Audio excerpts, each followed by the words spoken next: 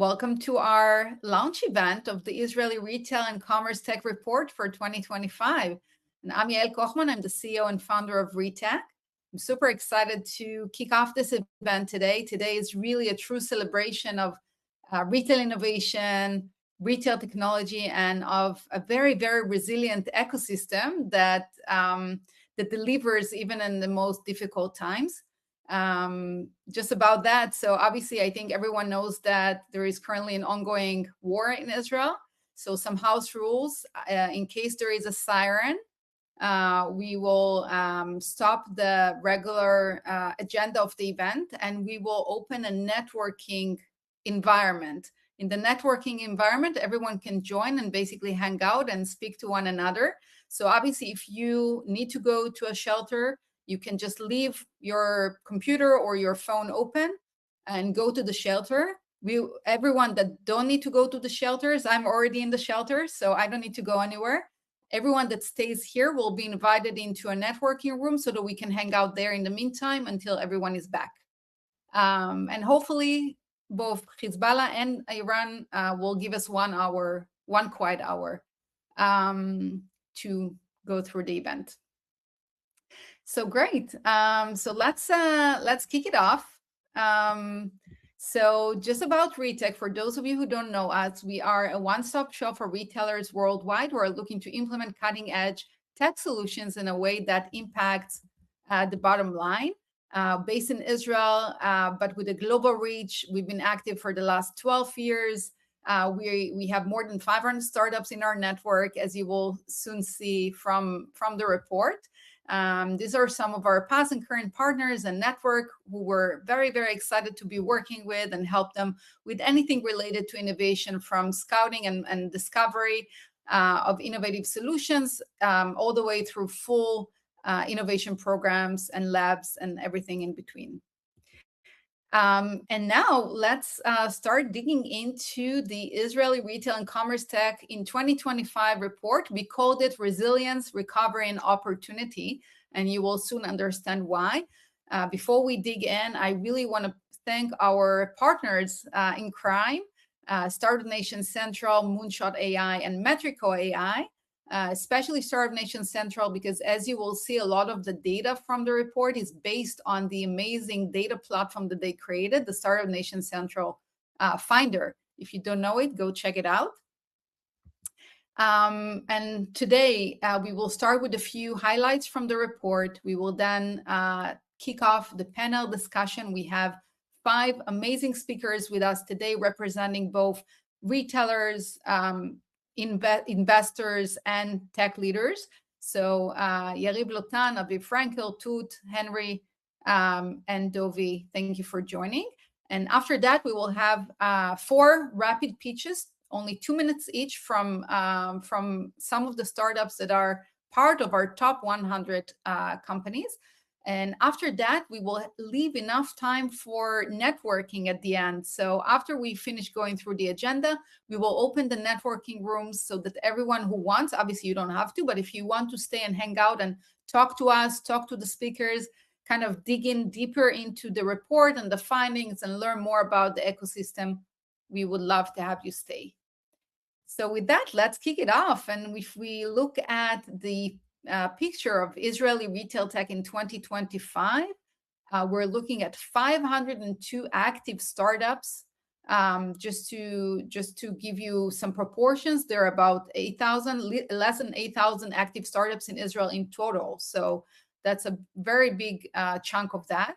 23 startups raised funds in 2025 for a total of $463 million. This is actually a 135% growth from 2024. There's also a 58% growth in median deal size and 11 exits in just 1 year, and it was a very challenging year. So kudos for the entire ecosystem. If we look at active Israeli retail tech startups over time, so when we started monitoring this in 2010, we only had 105 retail-related startups in the Israeli ecosystem. And today we are 5x that, so 502. Obviously, there was a peak that started in 2020, going into 2021, 2022, and from there was a little bit of decline. We don't see this as a negative sign. We are actually seeing this as a sign for maturity of the ecosystem. There has also been some consolidation. Some companies that maybe didn't find product market fit might have closed, but new companies are joining all the time. And we're starting to see more and more companies that are joining forces and consolidating efforts. So this also contributes to the decline. And this is actually consistent across the ecosystem and not unique to retail. If we look at funding, so same here. Post-COVID years or during COVID, 2021 was a great year for retail tech in general, not just in Israel, also globally. This was the peak year for fundraising in retail technologies. When all the consumers moved to buying online, people were sure that all retail is going to turn into e-commerce, and retailers were, desperate for tech solutions. And from there, obviously, the downturn, the economic global downturn caused a decrease in fundraising. Again, not only in Israel, not only in retail tech, but with retail tech, I find that it's always felt harder, right? When it's a good term, in retail, we see even a better term than other verticals. When it's a downturn, it really impacts retail tech more profoundly. But the good news are that, as we said, compared to only $0.2 billion raised in 2024 across 17 deals, in 2025, we've seen 463, almost $500 million raised across 23 deals. So an increase both in total funding and number of deals. In terms of average and median deal size, so deals are increasing. The median increase from 9.5 million in 2024 to 50 million in 2025. And that's driven by some late stage rounds that are included. Something really important to note here is that no single deal accounts for more than 12% of the total funding. So this actually confirms a broad based rebound and not a single case of one company that is successful. Our report categorized retail tech startups and tech companies into 8 categories: e-commerce enablement, everything that has to do with enabling e-commerce, and then marketing, digital, and media. Then we have retail digitalization and store operations, so everything that has to do with physical retail, supply chain and logistics, security and infrastructure, checkout, POS, and payments, marketplaces and D2C. And then finally, industrial innovation. So you can see the amount of companies in each category. By the way, the reason why it doesn't add up to 502 is because some startups are categorized in two categories, 2 subcategories. So we wanted to represent them in a consistent way. Okay. I am trying to switch to the next slide. Let's see if it works. That's the issue when having 2 screens. Okay. So with that, it took us quite a while to come up with a list that we're very, very, very proud of, a list that represents the creme de la creme of the Israeli retail tech, the companies who are most innovative and most mature. And we are excited to expose this list with you guys today for the first time. This list, by the way, this map is included in the full report that you can download starting tomorrow morning. If you already subscribe for early access, you will get it automatically, so you don't need to download it again. The top 100 companies are spread across 6 main categories. So we consolidated some of the categories to make sense of it. All of those 100 companies have been notified that they're a part of the top 100. And we're so very, very proud in each and every one of those companies who made the list. So out of 502 companies, those are the top 100. And this list was comprised with the help of our global selection committee. So a lot of you guys are on the call today. So it's a great opportunity to thank you all.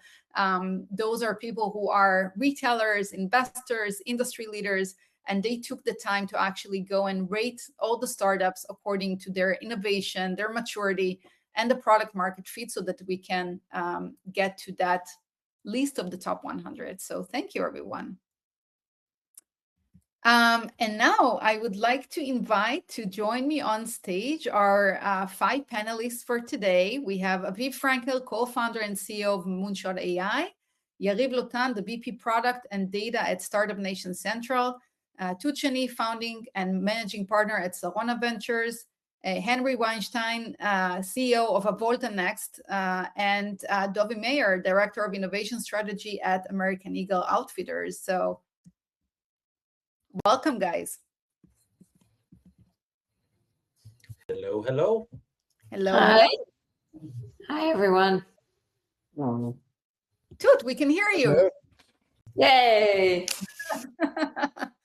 Good. Yeah, we had some technical issues before, but I'm happy that everything is now working. Great. So I think we can get rid of the slides for now and start kicking off with the questions.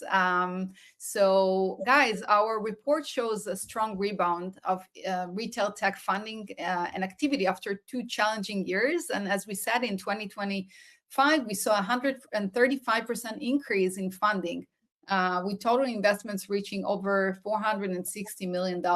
And Yariv, I want to start with you as our data guy on the panel. The report actually combines data from both Retech Records and Startup Nation Central Finder. And you know, as the guy who's actually leading Finder, we wanted to know from a data perspective, what are the trends that are covered in this report that surprised you the most? So hi, and thank you, and happy to be here. And it was great partnering on this report. I think that Finder really focuses on the Israeli ecosystem while benchmarking what is happening overseas, especially in the US, where the market really behaves quite similar, although different sizes, of course. I think that what really surprised me the most were the transitions from novelty to operational necessity. So the changes in the type of rounds, the type of companies, the surge that I'll talk about maybe later, but that you don't see overseas as well. I think this is sort of the end maybe of the experimental era of virtual showrooms, and we're moving, and this is to me was also surprising, the focus in the foundational layers, the supply chain, the fraud prevention, the autonomous pricing, and so on. So investors are really concentrating here and abroad on capital fewer and stronger companies. They look for obviously offer measurable ROI in retail and in some other sectors. And I think we see that because we see the 58% increase in median deal size, which reached 15 million in retail. And this is a very important point to note. And I think the market in general moved to a flight to quality, where 20% of the rounds actually covered 40% of the total capital. So all of these changes in the funding, the rebound itself, the maturity of the companies, concentration, obviously the infrastructural pivot, all of these were actually quite a surprise when we looked at the numbers and reviewed them with you. And we also saw some consolidation in the market. So this year, globally acquired ReturnGo, for example, Weeks acquired another retail tech company. Are you seeing this in other verticals as well? Well, definitely we see more of that. There are sectors where you see more of that. You see that a lot in cyber, and you see it in others. Again, this is, I think Ellen Feld called it the era of the terawatt companies, players that's going to be very, very large. You see it in very significant valuations, and then the rest are going probably to be acquired by those. So it's either going to be very large companies or companies that are going to be very good, and then be acquired and be part of that ecosystem. So yeah, we see it in other sectors, and I think we'll continue to see that going forward. I think the AI pushes all of us in that direction because it changes the momentum, and companies cannot stay, vertically focused into very small feature companies. It has to be something much bigger. Panelists, do you agree? Does this align with what you guys see in the market, and what does this tell us about the resilience of the retail tech ecosystem?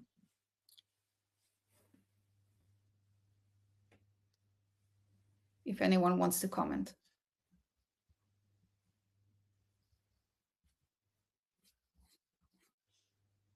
Can you please repeat the question, Yael? Of course. I was asking if this aligns with what you see in the market in terms of the maturity and the consolidation, and what do you think it tells us about the retail tech ecosystem? Is this a sign of maturity? I think we're seeing, at least from an international perspective of new technology, that it's getting significantly better show to show of people coming to provide solutions in terms of actually listening to the needs of the retailers. That's one aspect. I think there was also this COVID, then through a couple of wars, as you guys know much better than I do, then through this metaverse, realverse, where are we, to the AI bubble, to things now settling down to practical AI integration. So I think new founders have had the opportunity to learn a lot more. Or existing, prototypes or scalable solutions that we're trying to figure out exactly what we as retailers need and we're requesting. They're able to utilize their AI tools significantly better to work on prototypes, to do proper research, to take our feedback and internalize that. So I think, and I don't know if I'm going off at all, but I think we're seeing tremendous improvement in the ecosystem in terms of communicating better with, existing tech, onboarding new technology, and the retailer really listening to what our needs are. That's a great insight. And if we look at how retail tech is compared to other sectors in the Israeli ecosystem, like cybersecurity, fintech, deep tech, obviously retail tech gets less attention than other verticals, but from the report, we see that actually retail tech is making up almost 8% of the entire ecosystem. And in terms of funding growth, it actually surpassed other more popular verticals. So I don't know if you see it's a little bit small here, but in terms of growth versus areas like cybersecurity and business software, retail tech actually had a much higher funding growth. If you look at the number of the share of exits, it's pretty consistent as well, from around 10 to 12% of all the exits in the Israeli ecosystem are coming from the retail tech space. So, Tut, I wanna turn this to you as a global venture fund that is focused on experienced entrepreneurs and repeat founders across B2B sectors, both in Israel and globally. From your experience, what makes retail tech structurally different in terms of capital requirements, time to scale, and exit opportunities? Thank you for the question.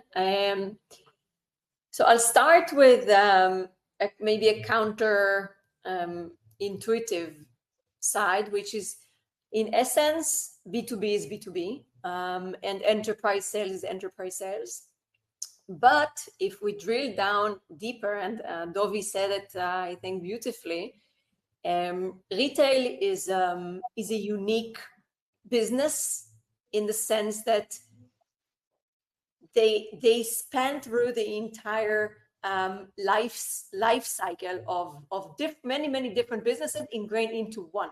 There is e-commerce, there is logistics, there is brand, there is in-store, there are many different aspects, and I think that it makes it both a challenge and an opportunity for companies that are going into this sector, because you must be very clear as to the bottom line value you provide and in which part of the value chain and the supply chain you sit. And specifically in retail tech, what I see is that one, the integration is much more important than the innovation in many cases, because the biggest challenge for founders who build in this space will oftentimes not be the product itself, but rather how to navigate the enterprise landscape and how to navigate the deployment across the retailer, especially if it's branch based, if it's a chain. Second is that and Dovi, maybe you can give your insights on that, but the ROI is even more important than in every other B2B sector, because the margins are usually slimmer than regular enterprise, than tech enterprise or other type of businesses. The margins are very slim, and therefore the direct impact of the solution on the P&L, on the ROI, on the profit itself is much more important. And mostly the retail tech companies that have a higher chance to succeed are the ones that can actually show that they provide material change in the ROI, in the margin, in the business, in the P&L. And then maybe third and last is that the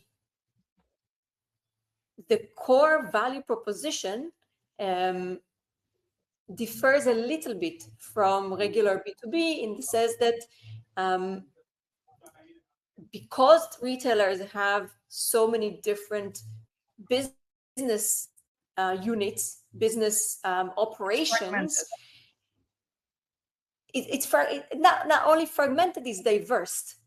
And by the fact that it's diverse, the solutions that they buy, and therefore the companies and the founders that are building these companies, it goes beyond just customer experience and delighting your customer being the retailer, and it goes much more into the real dollars that are made versus lost, and the real impact that the startup can make on the day-to-day operations of the company and the bottom line. So all in all, I think it's not that much different. It's just a little bit harder in some cases, because you have more challenges when you're building into retail, but therefore also the opportunity is bigger because less companies go there, and there is specialization that you are required to have, and therefore if you have that, you have a bigger differentiated and competitive advantage versus founders that go to build enterprise software or a regular B2B solution or regular cyber solutions or fintech, etc. Henry, and to follow up on what Tut said, I just want to say something. Why is retail tech so aligned with the Israeli mindset? Because there's a word in Hebrew or Yiddish which is called tachlis, tachlit, purpose. What's the end, right? And retailers, our customers, want us to show them the money. Show us the money, right? Be very direct. And the fact that, we're building solutions, specifically AI, but I know other founders as well are building stuff that is very direct. This is a tool. This is how much more money will provide you. This is the ROI. That's why I think it's very relevant for Israeli founders. Well said. Well said. Yeah. And Henry and Dovi, I'm curious, from a retailer's perspective, do you agree with Tut's statement that it's more about integration than innovation? I think that's definitely a key element. So coming from Avolta is a global retailer that operates in over 70 countries. We are very fragmented, the word you used before, which means putting something on a global scale is very hard, as opposed to maybe another retailer that's like a big box retailer or someone who has like the same more or less store everywhere, and it's fairly easy to scale.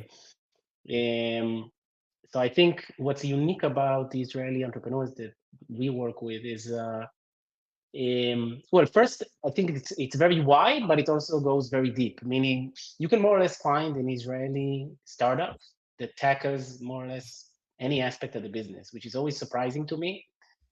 how we can go into the UK or we can go into other established locations, and it's sometimes very hard to find something that really fits what we're looking for. And somehow in Israel, we always have these opportunities. But then also when you actually meet that startup, they typically go quite deep into that specific area. When you do enterprise sales, especially in a large multinational corporation, really this ability to present yourself as a domain expert is a unique value that really helps make the sale. And then the last piece, I think Israelis, it's a cliche, but I think it's true that Israeli entrepreneurs for some reason are just hungrier. Yeah. They're just hungrier. They want to get We stuff don't done. see They this want to get when it. we're, in our childhood. That's the only explanation. Yeah, that could very well be. I mean, some they feed on this opportunity in a different way. I think. Again, I'm generalizing. We but call I it think that's, impatient innovation. yeah.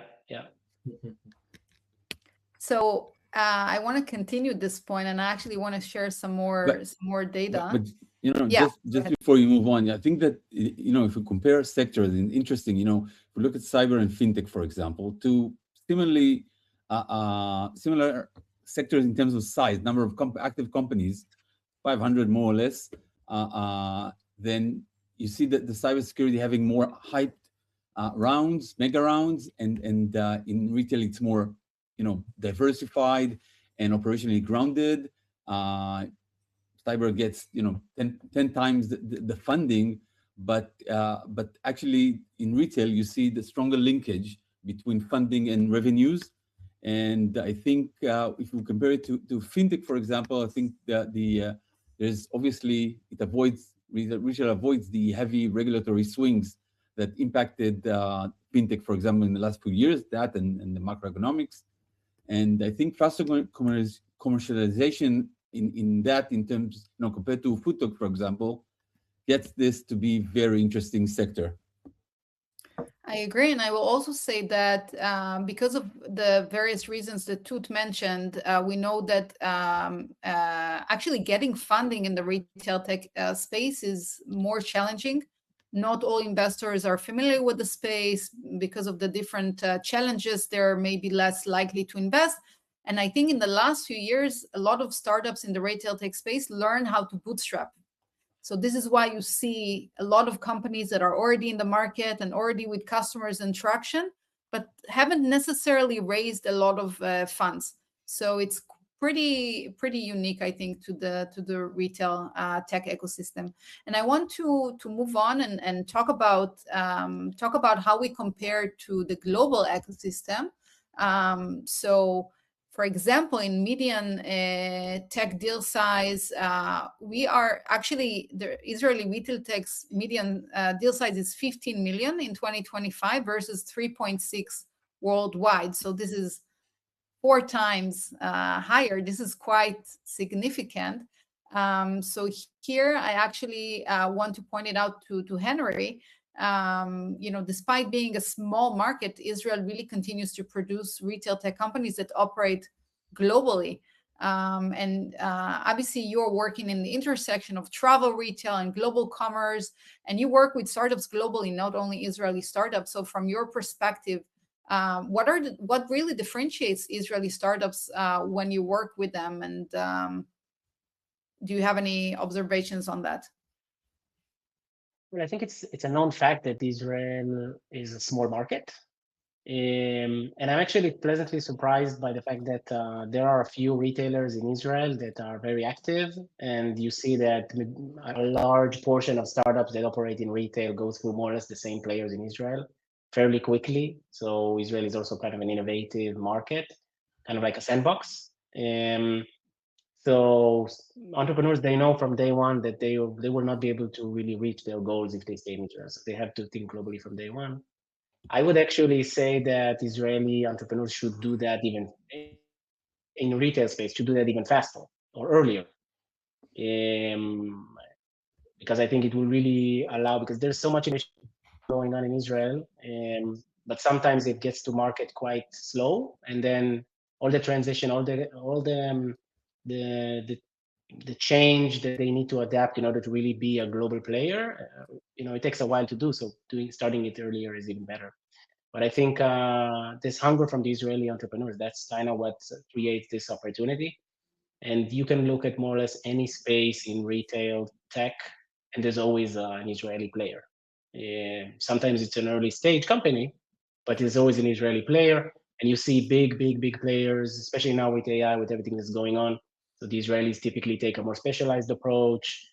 And really, you can see that if you're looking for, I would say, a more clear ROI, as some of the other panelists have mentioned, I think a lot of Israeli entrepreneurs excel at that, at being able to say, look, this is what we do. We're very focused on this specific thing. If you have any issues, to integrate this, we will solve them. But generally speaking, this is what we do. And so it's just easier to get to market. Amazing. Well, just to let you know, my entire screen has went black for some reason. So I hope everyone can still see me and hear me. Yeah, we can see it. Sometimes this happens. So Henry, you mentioned the magic word AI. So with that, I want to transition to Aviv. Aviv, Moonshot AI is already your second retail tech company. And given your background as a tech reporter and after covering the entire tech ecosystem, and since we mentioned all the issues and the challenges, specifically in retail tech, why did you do it to yourself? And for the second maybe because I'm a tachless person. My first startup was not in actual hardcore retail tech.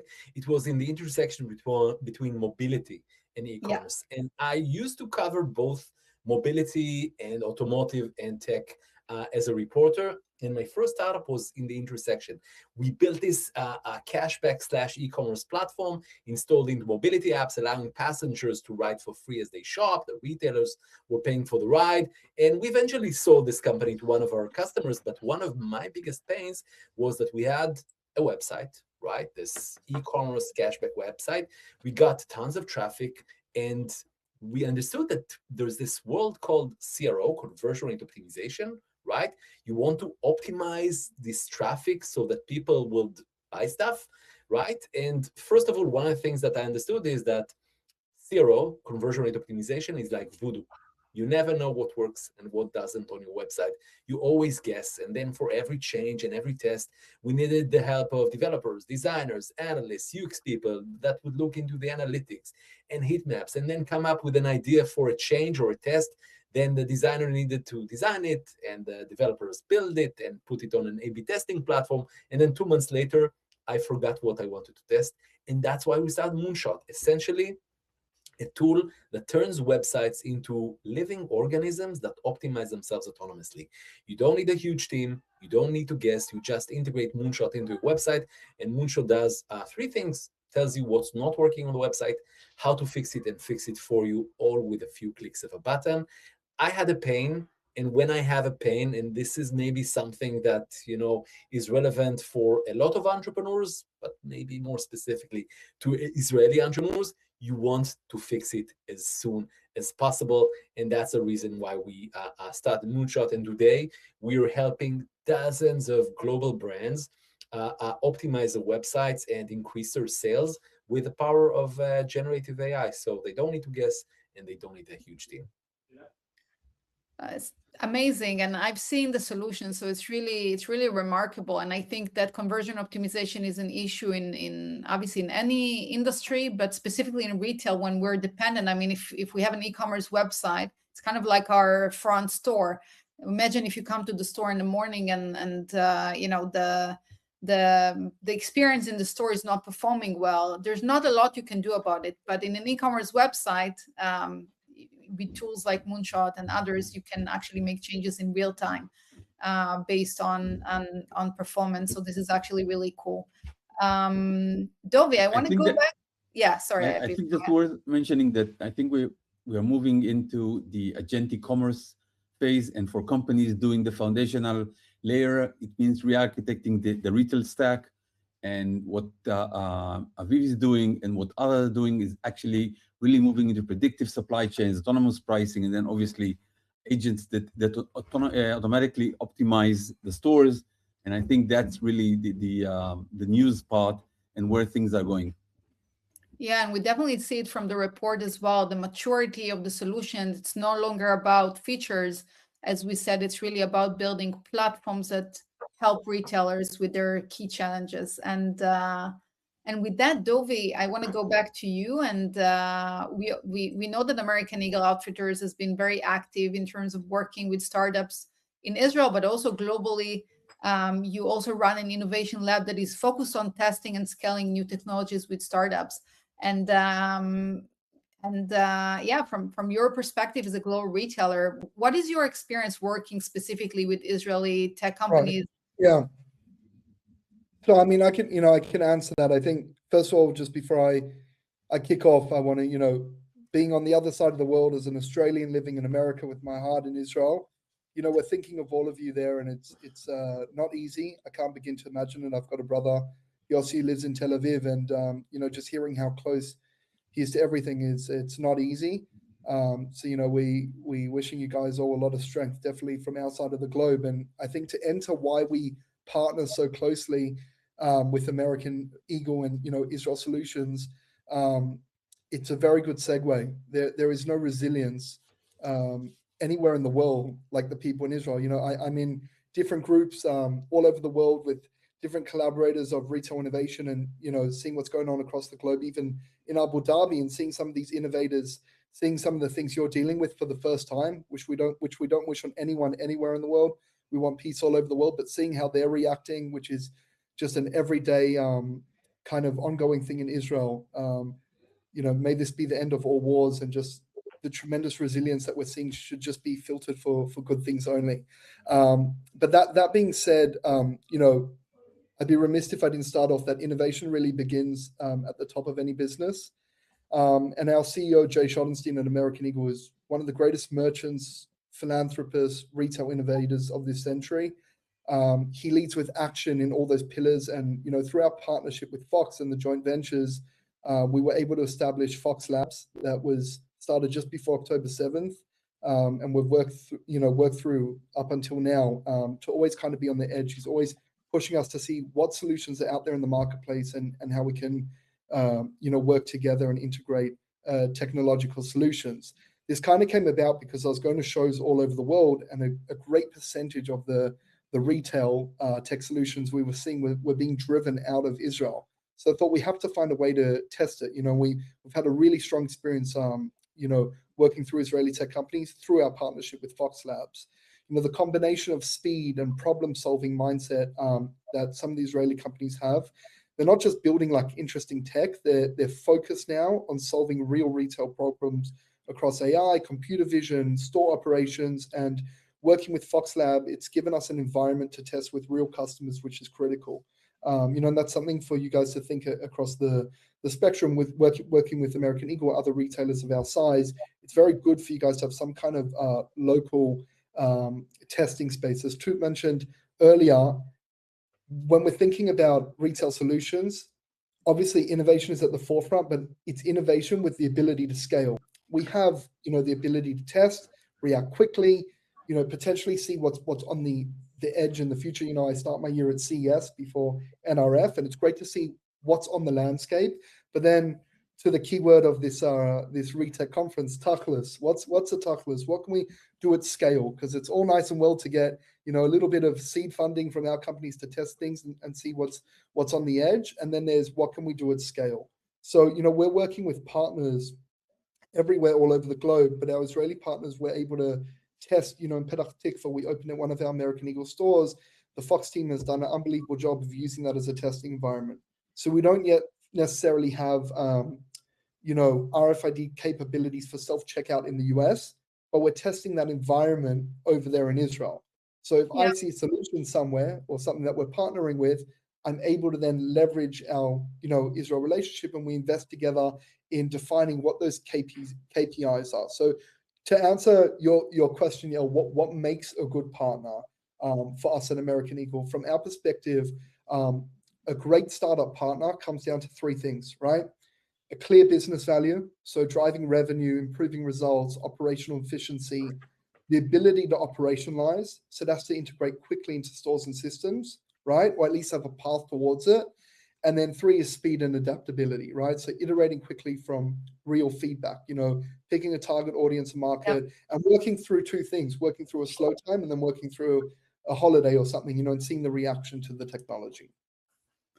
That's amazing, Dovi, and we love the work that you guys are doing in Israel. By the way, we see it as well with Retech. I mean, we are partnering with retailers globally to partner with Israeli startups. And what we've seen is that because Israel is a small ecosystem and it's a little bit disconnected from the US or from Europe, it's easier to test solutions here before you actually scale them in other markets.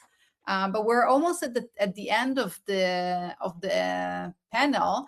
I do see that we have some questions in the chat. If we have time, we'll get to them later, or you can also discuss them also during the networking part. But as we only have about 2 minutes left for the panel discussion, I want to ask one question for the entire panel, and if everyone can just answer in one question, in one or 2 sentences. What is the one retail technology category that is still underrated today? I'll start. I think it's retail security and infrastructure. I think that the ability to secure cloud data and manage a cross-border infrastructure and modernize the retail at scale, that's something that needs enablement. And I think Israeli companies, also because of the security infrastructure part in other domains, has an advantage there. I'll take it from here. I think for me, probably personalization. I think there is a huge opportunity. It's underserved, and probably AI and generative AI capabilities are going to provide an amazing window of incredible solutions that could come out. Henry? I'll give, I guess, an unpopular point of view, where I actually think store operations. So there's strong evidence, post-COVID and everything, that the physical store is not really going anywhere. Plays a different role, but it's here. It's part of how people, commerce. It's part of commerce. And there's still a huge amount of value trapped in the daily execution of physical retail. I think store operation is still underrated than it should be. Can I answer what's the overrated technology that I think might be? Sure. I agree with Henry also, by the way, on the store ops. Yeah. So one thing that might be overrated, I don't know, might be agentic commerce. So no one knows if agentic commerce will be real. And, we are working with a lot of brands and everyone is interested. And we were talking also with people who are, in a more infrastructure, and they know that everyone wants to be there, right? The only question is, will it be something real, substantial? Will it be the next wave of e-commerce, or will it be something like Web3 or virtual reality, things that were overhyped, but then at the end, no one saw anything,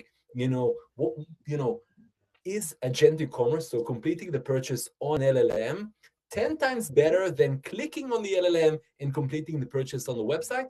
No one knows, yet to be seen. With that, Aviv, I think there's, between what you said and what Henry said, what I, looking at this technology and trying to integrate and implement it every day, right?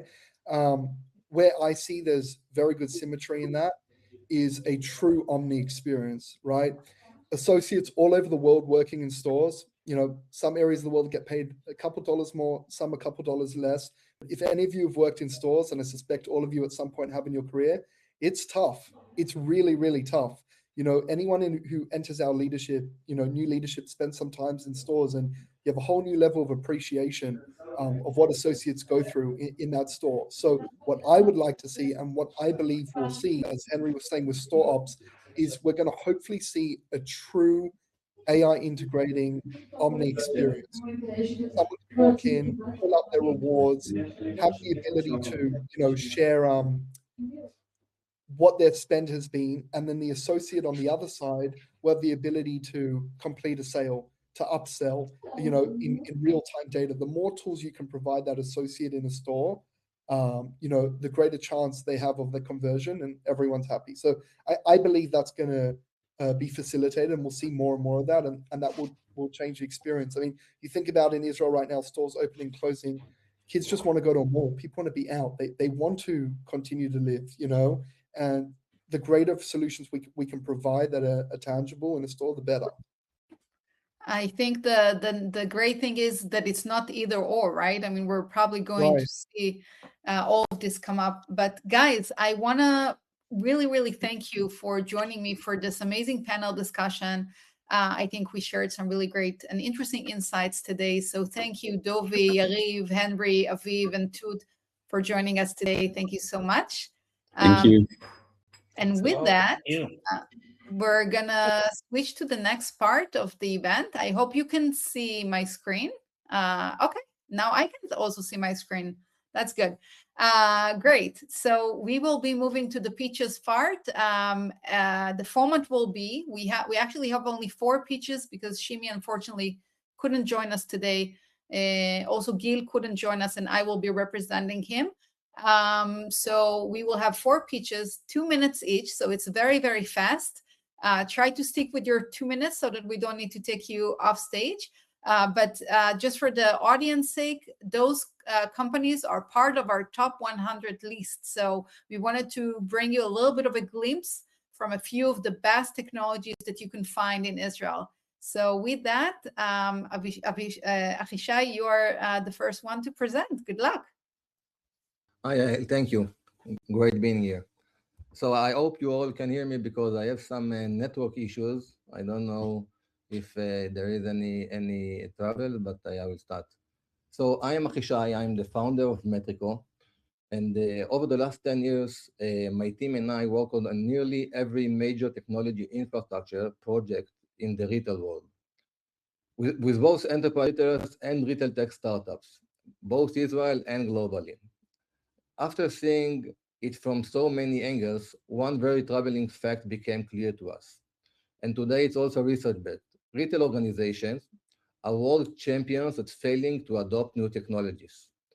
I'm not talking about edge cases. I'm talking about projects that run 2, 3, 5 years and fail at the end, over and over again, everywhere. Now, take that into the AI golden rush. New AI models and tools drop every single week. So how can an organization that's still stuck on its 2018 omnichannel project make a decision on AI infrastructure that will impact it for years? Before they even sign the system they choose is already irrelevant. The gap between adoption cycles and innovation cycles was already a problem in the classic digital era. In the AI era, that equation collapses. The players who get this right will lead their markets. The ones who don't won't be relevant. Metriko was built from that insight. We needed a new equation. Once we understood what that equation had to look like, we had to build the technology to make it possible. We called it AAA, any engine, any system, any agent, which in practice means simple, fast, and secure. Metriko enable an incremental, simple, secure, and flexible process for any organization on any system. They come to us for the fast onboarding cycle, and they stay because every cycle after that is even faster. It was great being here, and thank you very much. Thank you, Achishai. Great job. Achishai will be hopefully joining us for the networking. So if you have questions for him, feel free to join. And we put in the link for Metriko's website here in the chat in case you want to learn more. And next up, we have Roni Laish, who is the Director of Strategy and Business Development at AlgoRetail. Hi. Hello, guys. Can you hear me? Hello, can you hear me?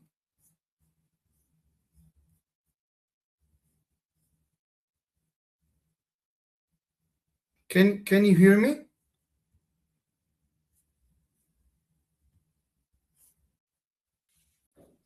Yeah, Ronnie, everyone can hear you. You can just go ahead and start. Oh, okay. So hi everyone. I'm Ronnie. I'm from AlgoRetail company. I'm managing my past Hyundai consumer goods in all over Europe. I joined AlgoRetail 2 years ago. AlgoRetail is real-time inventory management for retailers. What we are doing, it's solutions which is SaaS-based, 100% software, no need in hardware.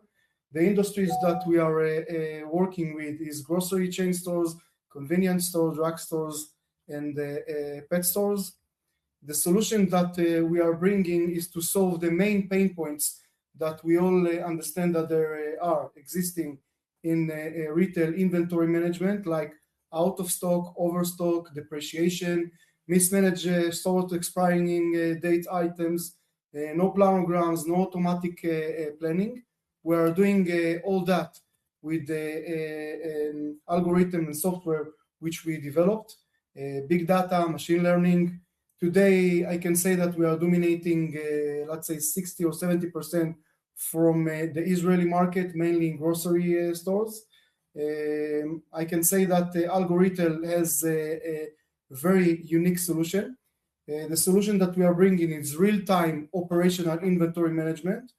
We are allowing our customers to recognize which items are the best sellers, to make automated orders, to have shelf management and online planograms. This is an ecosystem that we are doing. We are generating the precise order based on real-time sales data, seasonal trends, and customers' profiles. And the main point that we are addressing is on-shelf availability. Because everyone has retail, everyone is paying rent and electricity and so on, but the retailers that doesn't know how to manage in accurate way the shelf will be in problems. So the solution that we are bringing starts from on-shelf availability, dynamic planograms, self-replacement, everything is automated. The solution is also We're at the top of the time, so in one application, a very friendly application that we developed, and we are giving a full solution for all the retailers, mainly grocery stores, to manage all the chain store of the inventory. By doing that, we have evidence that we had 40% food waste reduction, sales improvement of at least 3%, inventory days, while worldwide it's between 21 to 28 days. Our inventory days, it's between 7 to 11 days because we are much more accurate. The workload of cost reduction is downloaded 20%, and the increase in net profit is 20%. We are already integrated with the main ERP and POS systems like NCR, Comax, SAP, and others. And that's all. Thank you for listening. Thank you, Ronnie. So as we mentioned before, unfortunately, Shimi can't join us today due to a last-minute issue, but just for your knowledge, Howazit is a post-purchase platform. If you ever ordered the Domino's pizza in Israel or many other items, you probably went through their experience, and they really helped to keep the satisfaction of customers post-purchase. And you can click on the link in the chat to learn more about them. With that, we will move to the SayWhatt pitch. I was recently advising SayWhatt, so I'm pretty familiar with the platform, so I feel confident representing SayWhatt, and hopefully I will do it in the best way possible. So you know, we've all been there. When we walk into a store, sometimes we're not quite sure of what we want to buy. But in a store, we have associates that we can ask. We can go around, we can touch the items, we can get more information, and we can actually ask the questions that we want to ask and get the advice.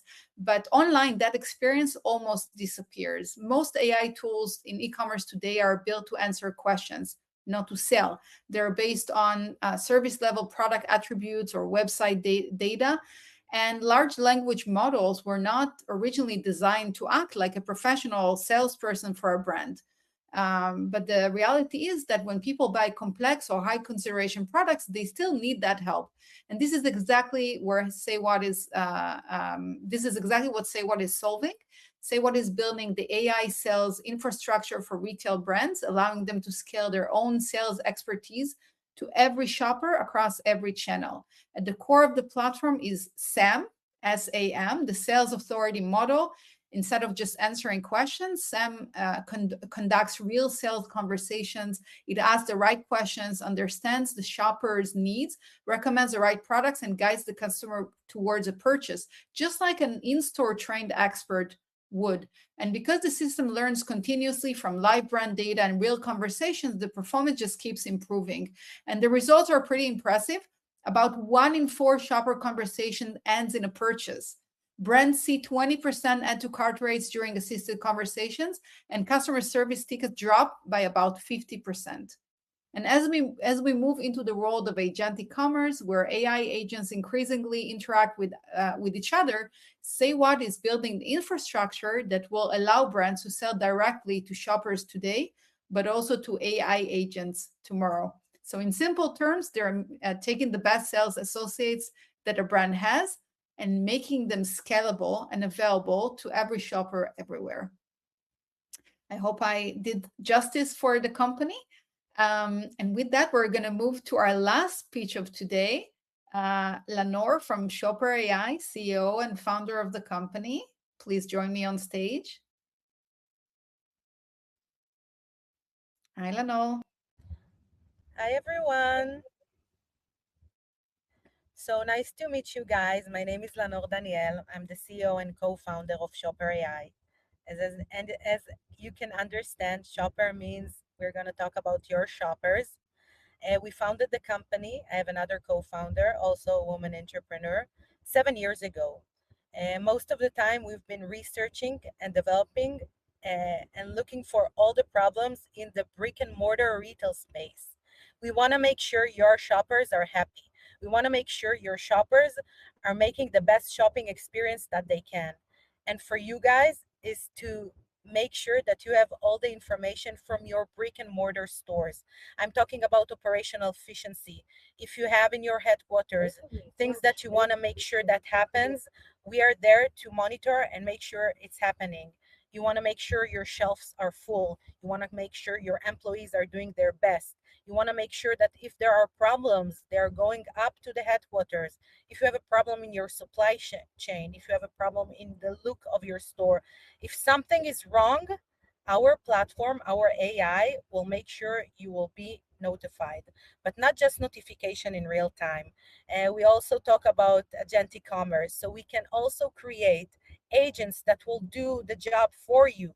As an assistant of your store manager, we can make sure that the supply chains, orders, every little bit and byte of the things that you want to make sure that's happening, and we can reduce it and redact it from your store manager. Our agent can do it automatically. All you need to do is log in to our website, put the name of your company, put your name, and we will contact you to show you how you can download our application.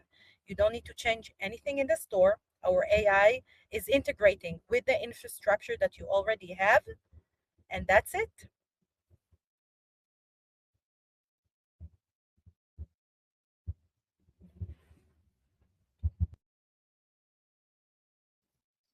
Thank you, Lanor, and thank you to all of our amazing startups and presenters today. I certainly learned a lot and had a lot of fun. Hope you guys did as well. So with that, starting tomorrow morning, our full report, this is over 50 pages of data and numbers and amazing insights and commentary from some of the leading experts in the industry. The report is going to be available on the link that you can either scan the QR code or get the link from the chat.